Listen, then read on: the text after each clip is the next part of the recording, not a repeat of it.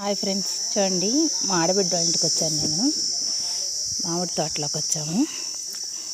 చూడండి మామిడికాయలు చూడండి ఫ్రెండ్స్, చూసారా మామిడికాయలు చాలా అంటే చాలా బాగున్నాయి. నేనైతే ఒక కాయ కోసుకుంటున్నాను. చూడండి కాయ అయితే కోసుకున్నాను. ఇది కడిగి ఉప్పు కారం వేసుకొని తింటాం ఫ్రెండ్స్.